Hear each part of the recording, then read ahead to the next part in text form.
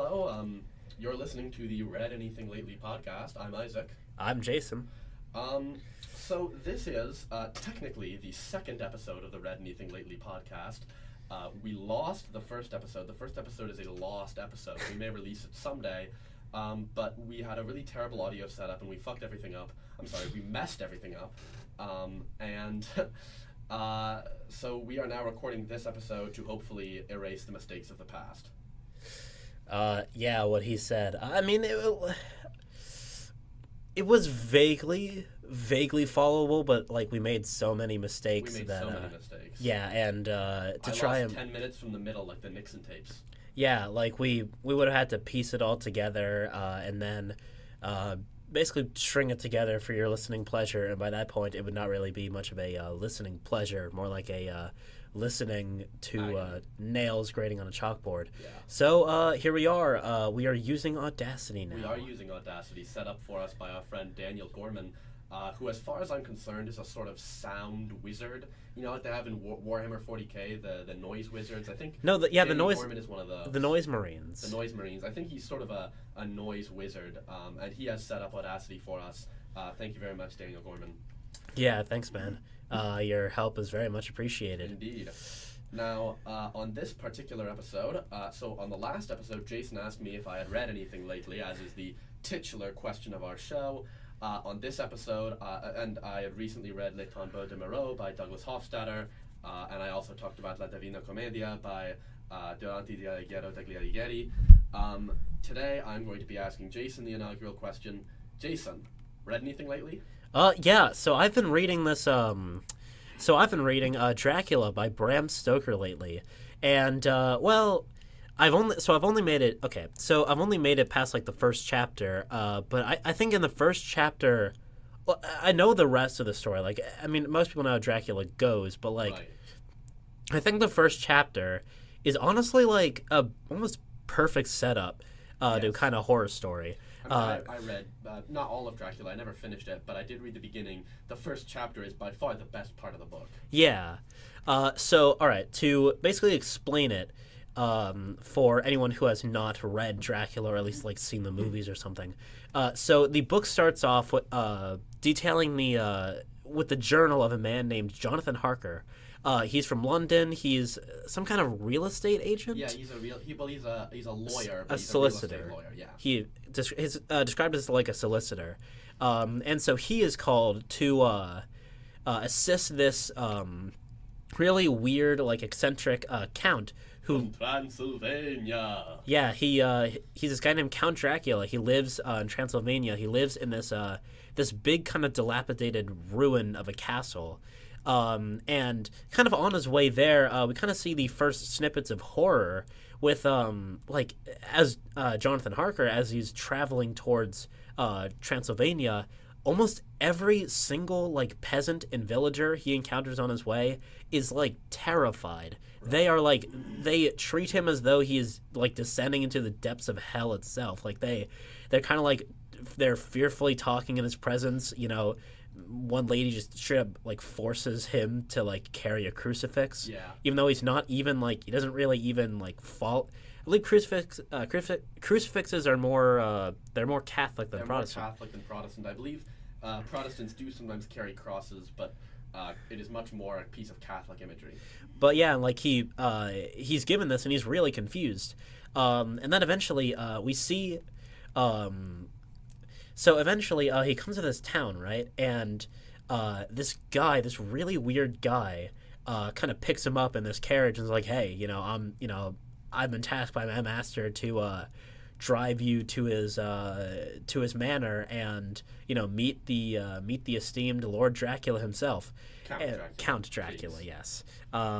Please, Lord Dracula was my father. But right off the bat, we kind of hear. I think the thing I like about this most, to kind of start this off, is that like this story was made before before modern horror was a thing. Like, the only, to my knowledge and to Isaac's knowledge, the only like mainstream novel that featured a vampire as the main antagonist was what was it? Barney the Vampire. Can you tell us about that? Sure.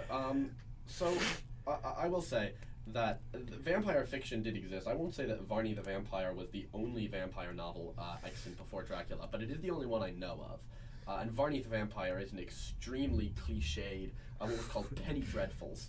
And a penny dreadful is sort of like the 1800s London equivalent of one of those like really like cheap thrill, like almost like a soap opera. They would be released in installments. They were called penny dreadfuls because you could get one of the books for a penny, and it would contain some horrible, violent story. It's where Sweeney Todd originates, from a book called A String of Pearls. And Varney the Vampire was, I believe, a penny dreadful, which established the idea of this elusive and terrifying blood-drinking fang-having vampire, but it was with nowhere near the subtlety or gravitas of Dracula. I mean, for one thing, just giving him the alliterative name Varney, and for another thing, he's incredibly cliched, low quality. Even for the time, he was an incredibly cliched character. I mean, and like that's what we're working with here. Like at the time Dracula was written, that kind of thing is what we're working with. That's the kind of, that is basically the like a mainstream audience's main exposure to what a vampire is. So when we take this story, when we take this the story of Dracula, like I don't know, it's almost like it's like a subversion kind of. It's like taking this kind of pulp idea, this idea rooted in kind of Eastern European mythology, and actually like really delving into it and giving it like depth and meaning and making it truly horrifying instead of just stuff of old tales and stuff. And Bram Stoker, he put in some significant effort, and it's all lost on us today. Yeah. Because he wrote in 1897, and he said it in 1897. And so to him, he was giving the vampire story a real thematic meaning of sort of the terrors and mysticism of the old world, represented in this 400-year-old piece of medieval nobility, versus the modern technological scientific world embodied in his Dr. Van Helsing, which is lost on us today because we just think, yeah, it's old-timey people fighting other old-timey people. But to Bram Stoker, it would have been a medieval world versus modern world conflict. And so he was also one of the first people to take a serious meaning and convey it through this kind of pulp horror genre that was emerging. So then by that point, would you describe Dracula as urban fantasy? Yeah, it's certainly urban fantasy, because you have Dracula who comes out of this world of myths and monsters in far-off Transylvania, and he arrives in modern-day London, and modern-day Londoners and one modern-day Texan work together to repel, and one modern-day Dutch work together to repel him. So to kind of keep describing just this beginning of the book, so the coach driver is driving Mr. Jonathan Harker to the castle of Count Dracula, and on the way, like, weird things start happening. Like, as they're driving through these woods, it's like this weird, there's this impenetrable darkness and the howling of wolves that are like just like Jonathan Harker can't even see them. Like the wolf howls, their growls, their barks seem to be just coming from the darkness itself. And it almost feels like you kind of have to wonder, like, is this realm that he's crossing over to, is Transylvania even real? Like, is this realm... Transylvania is real. Transylvania is very real. If you're listening to us from Transylvania, you're an extremely real person, and your country definitely exists. But, like, does this manor truly exist? Like, from the way it's described, it almost is described as if Jonathan Harker is entering some kind of hell instead of just going to a weird castle in the middle of nowhere. And the coach driver keeps getting out of the coach every 5 minutes and just running off into the dark and leaving this guy alone. And like the horses are shrieking in horror. They don't even know what's going on. Like, the wolves are circling, but you never really see them until you do. And there's like dozens of them just circling around this small circle of light made by the lantern. And and then the coach driver kind of beats them back. He doesn't even fight them. He just kind of throws his hands to the sides and they all just move away. And there's this weird depiction of like a glowing blue flame in the darkness that the guy keeps going towards. And it's like, I might be describing it a bit much, but like this, I think it's a really like this shows the transition. Like Jonathan is transitioning from the world he knows to the world he wishes he never knew at all. Yeah. And I'm not sure if you've gotten this far in the book, but Harker theorizes, and Yeah. we, the audience, definitely find out that the coachman is Dracula. Yeah.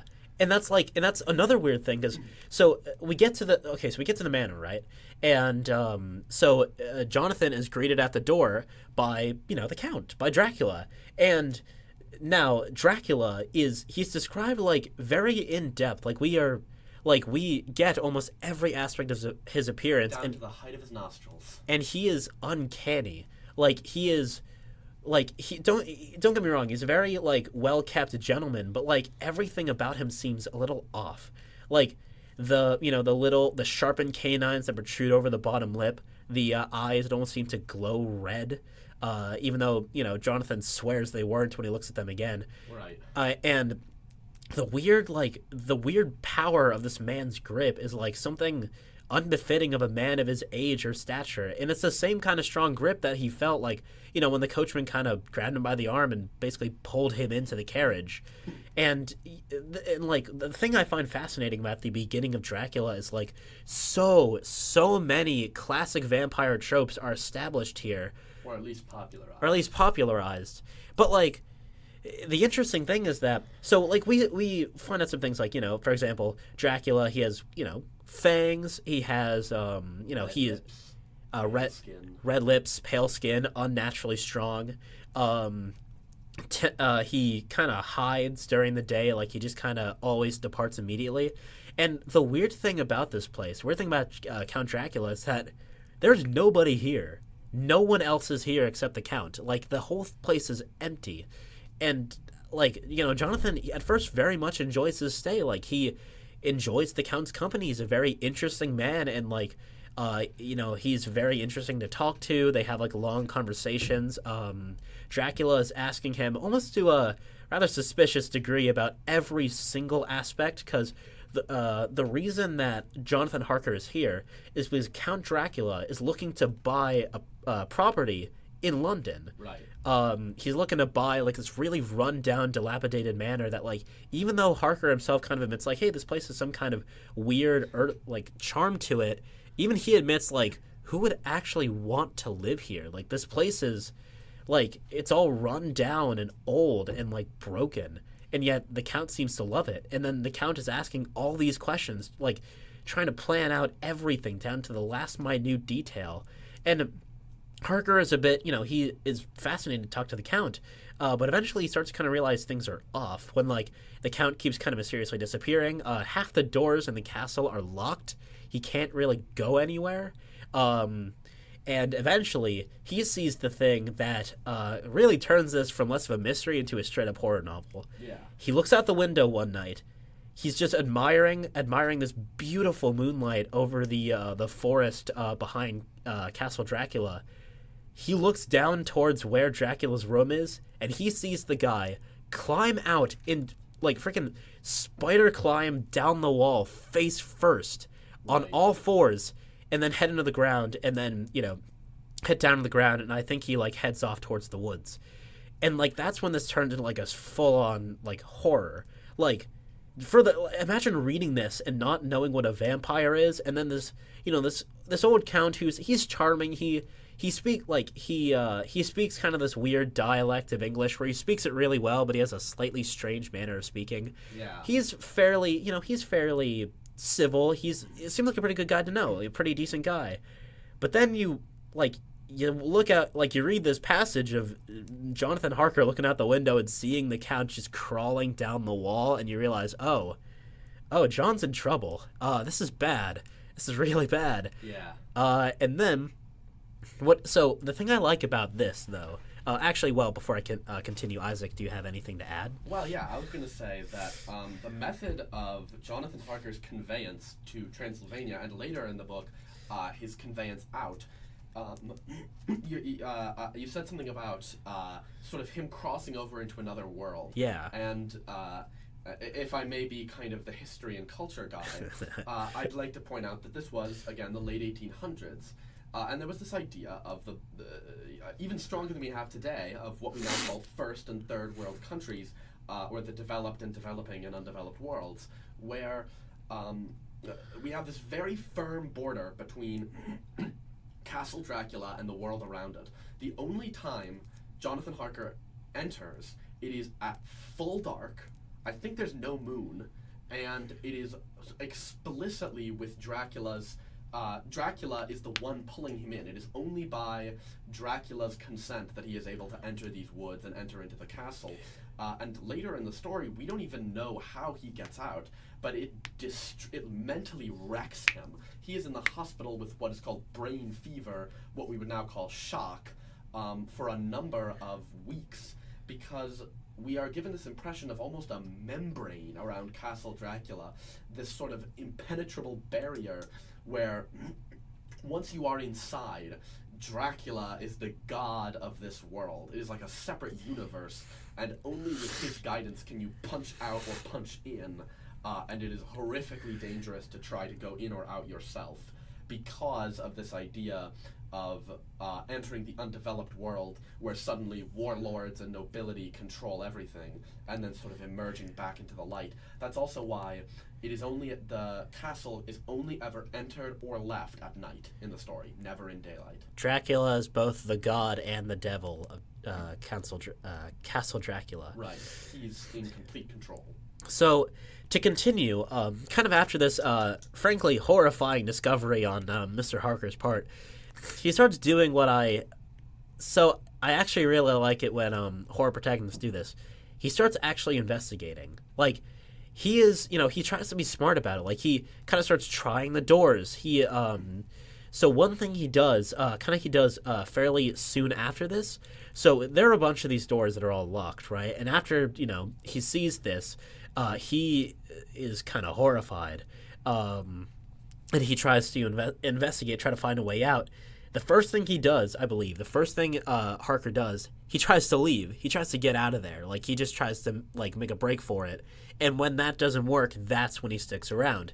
He acts like a sensible person would. Like, even if you are here on business, even if you are here to do a job, you just saw this guy who contracted you climb down a wall and, just climb down a wall face first like a freaking lizard. Like, I'd get out of there. Yeah. But once he realizes he can't leave, he realizes that now it's it's time to try to investigate, try to figure out what's going on here.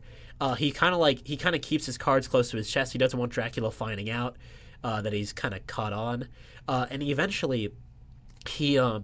so all the doors are locked, but he finds one eventually it's supposed to be locked. But it's actually, the door is so old that with a sizable effort, he's able to actually knock it down, or at least knock it open. And it opens into this even more dilapidated part of the castle that, is, covered in dust and cobwebs, looks like it hasn't been touched in centuries. And instead of just leaving, he almost feels, gleeful in his rebellion. He knows that he's not supposed to be here and Dracula would not like this, and yet he enjoys being here anyway. He literally kicks off his feet and takes a nap on the sofa. He kicks off his feet? He kicks off his... Sounds agonizingly painful. He kicks off his shoes. Oh. Okay. He kicks off his shoes. Thank you. And he takes a nap on the sofa, and when he wakes up, there are these three women who are standing off on the side.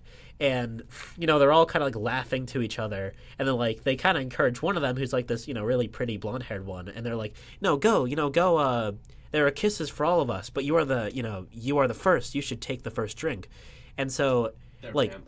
They are vampires. She goes to suck his blood. And then, I'd let her. Continue. Yeah, and Harker was about to let her too. He seemed to be enjoying this very much. In the most throbbingly erotic passage of 1800s literature, he describes how she has lips. Yes, and how she is going to kiss him. But right as she is fastening her teeth around his neck and is about to, drink of his vital fluids, Dracula shows up out of nowhere, grabs her by the scruff of the neck like a dog and tosses her aside. And, this is the first time we ever see Dracula truly furious. This is the time, I think this this is the part where we see Dracula as the monster he is. Sure, we saw him climbing down a wall, but like, you know, he wasn't like also, you know, slobbering and like turning into some kind of horrific beast. He was just doing something really weird, and you might be like, oh, maybe he does that, but maybe he like has good intentions, or he's going somewhere to do something like beneficial, and then maybe he's an Edward Cullen type. Yeah, like maybe he's, you know, a very soft-spoken vampire who wants to do the right thing. But then he shows up to save Jonathan. Like, he saves him from the vampires, but we see this fury, this monstrous anger in his eyes as he tells the woman to essentially back off. You'll get your turn eventually. He doesn't even tell them, like, no, you're not allowed to touch him. Like, don't hurt him. He tells them, you can have him when I'm done with him. Right. And that is like, I think that's when Mr. Harker realizes, oh crap, oh, this is bad. He knows I know. I am not getting out of here alive. So some days pass, and eventually Dracula starts having him write letters, 3 different letters, to his employer and his family members, telling them various things like, I'll be home in a week, I'll be leaving tomorrow night, I'll be home in like a month or something. And Harker knows what Dracula's doing. He knows that he even says at one point in the book, like, you know, he wants me to have this last letter for June 9th. June 9th, I now know the time of my death. Yeah. So he knows that, like, Dracula is on to him. Dracula is going to kill him, and he does not have much time left. So he eventually takes a really daring move. He basically scales down the side of the wall, not like Dracula, mind you, just like, you know, classic normal human rock climbing style, and is able to get over to Dracula's to his room, presumably, only to find that it's empty except for a massive pile of coins from like 6 different nations that are all hundreds of years old. This is Dracula's treasure hoard. Yeah. There's like 4,000 XP in there. Oh, by the way, before we blow past this, I want to make a point. Yes. Yet another sort of culture, history kind of point. So the scene with the daughters of Dracula, I don't know if they're literally his daughters, but I think the book refers to them in that way, or whatever. The daughters of Dracula attempting to kill Jonathan Harker is a very unique scene in the book, because broadly, throughout the fiction of Dracula, there is an idea of sort of the chain of violence, the cycle of violence, where we see that male vampires prey upon women and female vampires prey upon children. Which was very much the idea of the chain of violence, particularly in Victorian England. And kind of like, because I mean, to add a little detail that I kind of forgot to mention, but Isaac is right. In that scene where the daughters of Dracula attack Jonathan and, you know, darn near drink his blood, they are... You can say damn near. Okay. I mean, I had that sort of flub at the beginning, which we should probably try to avoid, because if I say it again, we'll move up into the R rating. Yeah. But I think you can say they damn near killed him. Yeah, they damn near killed him. Whoa, hey, you can't say that. Yeah. Okay. So, anyway, so I believe it is in that scene, I can't recall if it's one of the daughters or Dracula himself who like produces this bag that's like squirming around, and as they throw it to the ground, Harker hears what sounds like a child crying in there. Yeah. And that's when we learn how bad, I say that's when we learn how bad this is, but like, we keep, like, the cool thing about this is, like, everything that happens from page to page makes the situation worse. Not only is Dracula a monster, not only are there more monsters just like him, maybe not as powerful, but definitely still dangerous in his castle, but they are not only planning to feed on Jonathan himself, but they are literally kidnapping and feeding on not just people, but children. Right. Literal children. And the daughters of Dracula have got a taste for kids, apparently. Yeah, and this is when Jonathan is like, okay, no, I need to either get out of here or figure out a way to stop this. So like I said, he's able to like rock climb his way down the side of the castle to get into Dracula's room. He finds nothing except this massive pile of like coins from like that are hundreds of years old from like multiple different nations, and like he could make a fortune off of this if he wanted to kind of make off as much as he could carry. But also in the corner of the room, he spots a door, and that door leads him down to this little dilapidated. I say dilapidated a lot, but like this place is like the castle is almost entirely ruined. Like all the parts that aren't being actively tended to by Dracula for Jonathan are like ruined and ancient and dusty and old. And it's like this perfect Potemkin castle. This perfect like atmosphere of like it's both terror, like screaming your head off terror, but also lingering horror, which is my favorite. Like I personally am not really a big fan of jump scares unless they're done really, really well, because I find it's just like really lazy humor. But like this kind of creeping dread, this lingering horror, the like, you know, the realization that there is something not right here, that like you may not be alone here, and if you are, God help you. So he. You're not alone here, but if you are, God help you. Because you'll never. So since you're not alone, God doesn't need to help you. You're fine. You're safe. Well, yeah, okay. You seem to, I mean, I obviously just me kind of being a jerk and picking apart your language, but God needs to help you either way, but especially if you're not alone.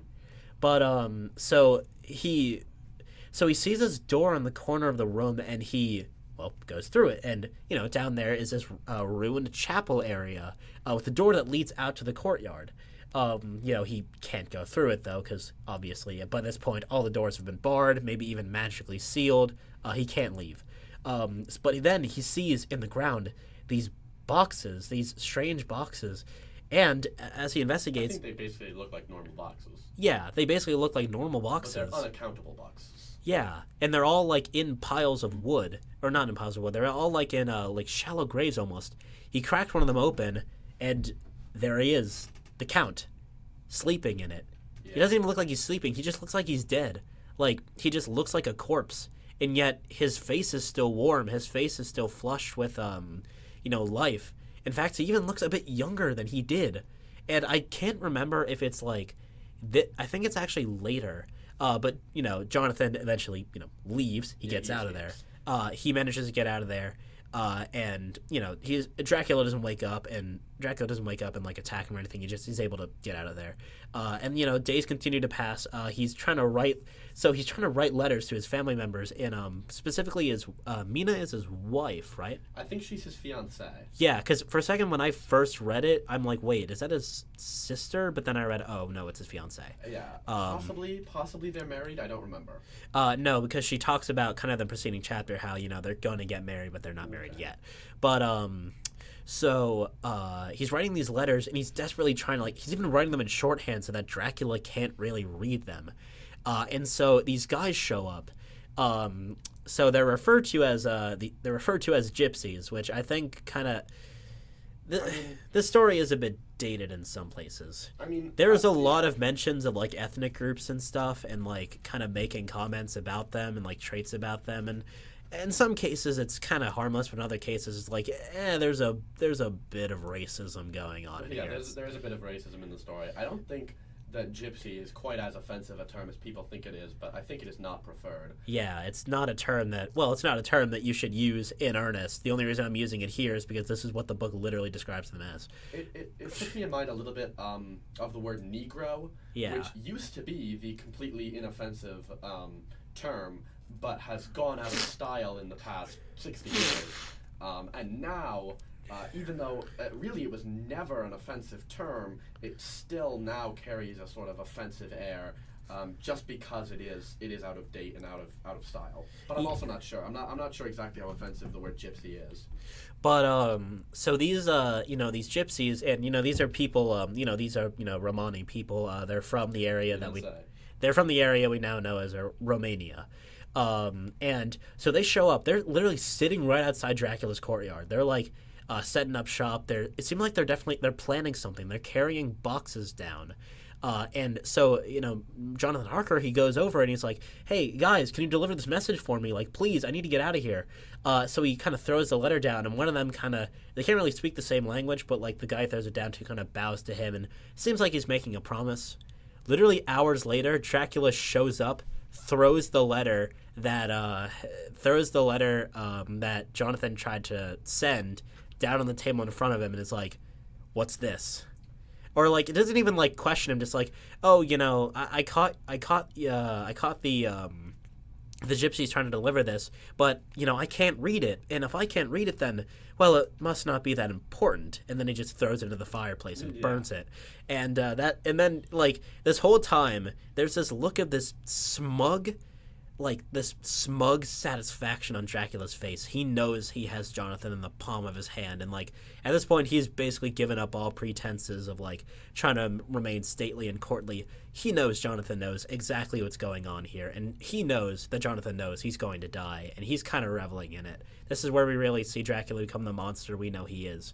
And the last thing we see of Jonathan is he goes down back into Dracula's basically his crypt in the chapel area, and this time he sees Dracula with literal blood dripping from his mouth and fangs, and Jonathan, he is horrified. He finally sees the Count, all of his suspicions are confirmed. This man drinks blood and he will do the same to me. So he does something that I think is actually kind of cool. Instead of just running away like a coward, he just picks up a shovel and tries to kill him right then and there. Yeah. But this is Dracula. That doesn't even work. You need Catholicism to kill Dracula. But the scariest part about all of this, Dracula doesn't even flinch. He doesn't move. He doesn't even wake up. He literally just stays completely stationary. That same smug grin plastered on his face. And the last thing we see of Jonathan Harker before the chapter transitions to basically the rest of the story is him writing his final, what he believes to be his final words to his wife or his fiancée and his friends, telling them, "I'm gonna make a break for it. I'm gonna try to run. I fully expect to die, but I'm gonna try anyway because I can't stay here anymore. I love you, Mina. Please remember me." Yeah. And then the chapter cuts off. It doesn't cut off mid-sentence like he was killed writing it. It's just it ends there. Yeah. And then you don't know what happened to him for 60 or 70 pages. Yeah, and we eventually learn that he's alive, but he is completely shell-shocked. He is trapped in Castle Dracula, and he is a shell of his former self. In his mind. Trapped. He does recover, I believe. Yeah, he we do. Sorry to spoil it, but yeah. I mean, you're listening. I'm probably going to put the title of this episode as the gang summarizes all of Dracula. We've been a lot more focused this episode. The previous episode we probably talked about 4 literary works in the amount of time that it's taken us to discuss just one this time. Well, I think that's because I think with this book I had the both of us we have both read this book and we both have a lot to say about it. Yeah. So the rest of the book is essentially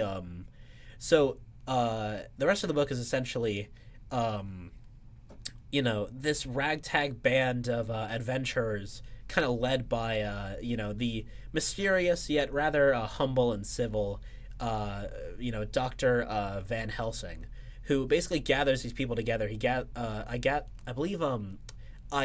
I'm trying to remember their names. One of them is Quincy Morris. Quincy Morris, that's right. He is the rootin' tootin' Texan adventurer. He's a millionaire. He's described as a millionaire adventurer. Oh. Rootin' tootin' cowboy Texan. Who he goes on adventures and he makes a lot of money and he's very popular with the ladies, but he really wants this one lady's hand in marriage. Lucy Westenra. I was trying to pronounce her name for a second. Lucy Westenra. And Westenra? I'm not sure. And she gets 3 different marriage proposals from 3 different guys in the same day. One of them is Quincy Morris. Another is Arthur. Oh, I wish I could remember. There's 2 other guys. The names are Arthur and John. I don't remember their surnames, unfortunately, which is strange because you'd expect. Well, whatever. I believe one Arthur of them is the Lord of something. I think Arthur is a scientist. He's a scholar, a researcher. I think you're thinking of the other guy. I'm gonna look up their names, but there's John the doctor, but Arthur is the heir to a noble house. But these 3 guys, so they all try to propose to Lucy on the same, basically the same day. Yeah. She turns them all down because I believe she has her heart set on one guy in particular.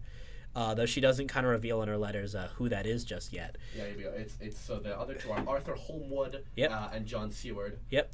John Seward, that's the researcher guy. He runs a mental institute.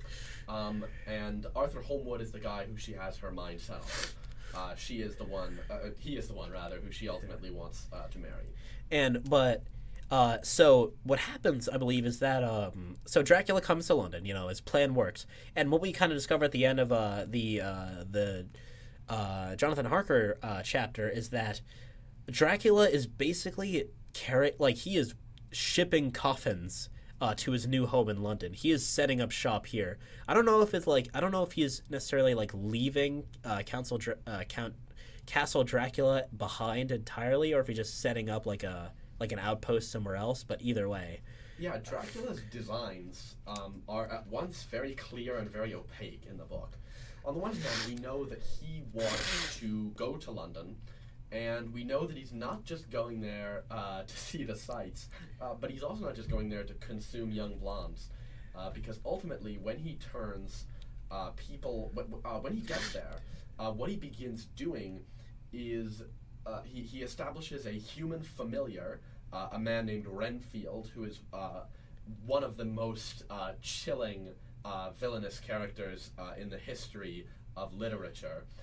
He establishes his human familiar, and he also starts creating more vampires. One of whom is Lucy Westenra. Yeah, so she is his first target. He decides he is going to make Lucy into his first spawn.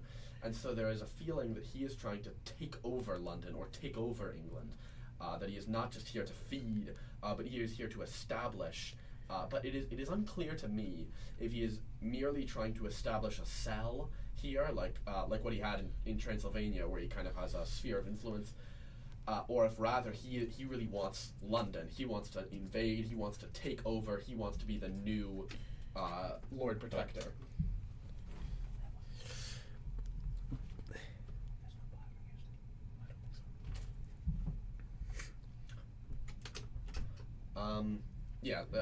Sorry about that. We just got a little interruption, but it's all right. So yeah, it is unclear, and I think it is never made clear just exactly his designs for London. I mean, I think the thing I like about Dracula, though, is kind of like a story and like just a character. Like, honestly, I think vampires are one of my favorite like monsters, just because with a vampire, like. So, with a zombie or something, like, those don't think, they don't plan, they don't have, like, motivations, however sinister. They're just there to, like, eat you and kill you and stuff. Right. And they're usually being risen from the dead by some kind of, like, evil necromancer or something, or there's some plague of some kind that's never fully explained in the story, and if it is, it's usually really weird. It sounds like the creators didn't really know how science worked. But sometimes it's not the case, and it's actually a really well-established zombie plague, and it's like a really interesting story. I really like The Last of Us in particular. But with a vampire, those guys think. Now, they may have spawn. They may turn people into vampires, and those guys may be like relatively mindless servants of the vampire who are meant to kind of go out and capture and kill people. But the vampire himself or herself has a motive, like an agenda, they are evil. Like, I like vampires that are evil, like Right. not like some misunderstood bad boy, sorry Edward Cullen, but like a vampire that is evil, but like interestingly evil. Like, they're evil in a way where you're watching them plan their whole scheme from beginning to end, and it's this cold, calculating, ruthless nature, and that sometimes is interrupted by blazes of fury, and that's what a vampire is. They are like basically a rotting corpse mixed with a corrupt aristocrat, and all the factors of both tied together, and they are like implicitly demonic beings. Like, they are anathema to God. Like, they are like horrors of the night, and like they have like in this book alone there are like multiple things, and I'm surprised don't show up more. Like, in this book, Dracula and the vampires, they turn into moonlight. They can control like bats and cats and rats. They can like climb walls. Like, I've never seen vampires in other media like controlling wolves, or like literally turning it. Vampires can teleport in this book. Maybe less like teleport, but more like they can just go incorporeal, and I'm surprised I've never seen that before. I'm gonna briefly, you said something about vampires being evil, and not just evil, but demonic. And I think that's a really interesting idea behind them, and I'm going to mention, I believe that in the history of vampires, because I think making a vampire into a misunderstood person is fundamentally the wrong way to go about it. I think you're right that they have to be pure evil because of the metaphor of a vampire. I think something underneath what you were getting at with zombies is that zombies aren't a metaphor for anything. Zombies are a zombie movie resembles a disaster movie more than it resembles a zombie movie. The concern is mostly spectacle. Big, buildings blowing up and people shooting machine guns into crowds of zombies and heads blowing off. But the thing is, like, with zombie stories, like, the buildings blowing up is usually never the zombies. It's usually the human. Like, with the thing about zombie stories is that after a while, the zombies are rarely the point anymore. Like, Yes. With a vampire story, the vampire is there the whole time. They are the main threat the entire time. Whereas with zombie stories, if they go on too long, like in The Walking Dead, they kind of forget the fact that the zombies are supposed to be important until they need one of their main characters to die for a stupid reason because, oh look, he got bitten by a zombie. Bet you forgot those existed. I don't know. It's like zombies. Don't get me wrong. Like, I think when a zombie story is done right, like when a zombie story is kind of like given the weight and the weight in the world building it deserves to make these zombies a tangible threat, zombie stories can be amazing. It's just that most of the time, or at least part of the time, when you're making the zombie story, it's like sometimes you can forget the zombies are supposed to be important. Like, they don't mean anything. They're just like, I don't know, they're meant to be vehicles for the plot. They're not like actual monsters. They're just like, NPCs for the main characters to mow down and then get bitten by. Well, I want to actually disagree with the idea that in a zombie story the zombie should be important. I think that a zombie, the bulk of good zombie media, which I'm not sure contains any works, but if it does, I think that the linking factor would have to be that the humans are the monsters, because a zombie is not an interesting monster, it's not a metaphor for anything, but I feel like I compare them to disaster movies. Disaster movies, when they are bad, are about the disaster, but when they are good, they are about the survivors. And that I think the only place, because a zombie is a very meaningless, a very sort of 21st century monster, a very kind of boring thing to write a story about. That is kind of an interest. I was actually thinking about that, just recently. There's very little precedent for, good zombie stories before, 2000. There is almost, There's also very little precedent for good zombie stories after 2000. But I think that what zombies exist to do is to provide a constant pressure on people.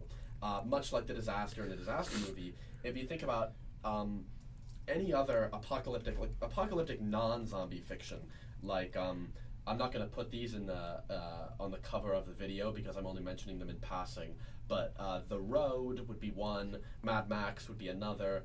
These are works of fiction where, without zombies, there is an idea that in the apocalypse, people will start to prey upon each other, and zombies, like the drought in Mad Max or the meteor impact in The Road, are just another way of turning up the pressure on ordinary people to turn them into monsters. Whereas a vampire is a metaphor for a monstrous and predatory kind of person.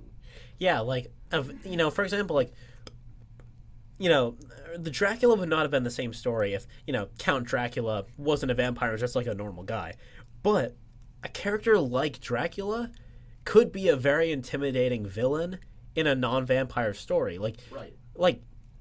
A villain like Dracula, just this cold, calculating, ruthless man who will basically, use people, will charm them, not magically charm them, but just, charm them with honeyed words and compliments and flattery and gifts, but then will, stab them in the back and either literally kill them or just betray them and leave them in a really bad place once they've, dried them up. They've, drained their vital fluids, and they have no use for them anymore, and they toss them aside. Right. And you, people like that just exist. You can, I'm sure everyone, in their lives has met at least one person like that who, just this person who seems kind of nice and, a good person on the surface, but, they kind of slowly start to reveal their true colors, and you're like, oh, wait, this person may be charming on the surface, but they're not as good as a person as I thought they were. Right. And that's exactly what happens with Mr. Jonathan Harker. He meets the Count, and this is a very, well put together, very civil, even very kind man who seems to want to know everything about, John, and learn his his past, learn what he does for a career, and make sure that he knows all the details of his future trip to London. And I don't know, and then we see as this time goes on, and we see these horrible things come out about Dracula, and we realize, oh wait, maybe was Jonathan a fool to trust this guy? Was he a fool to trust him? I think here's a good litmus test for what is it? Oh, computer's about to reboot in minute 35. Oh, okay. So Jason's computer is about to reboot. Here's what I think we're going to do. I'm going to give the last thought, and then we can cancel it and hopefully save that audio. I was just going to say a good litmus test for whether a monster is a metaphor for anything is whether you can call somebody it. You can't say, you're such a werewolf, but you can call somebody a vampire, and everyone knows what you mean. Olivia Rodrigo wrote a really popular song about that, actually. Yeah, so Jason's about to completely lose all his audio, so here's what we're going to do. We're going to end the episode right here. We'll see you next time on the Read Anything Lately podcast.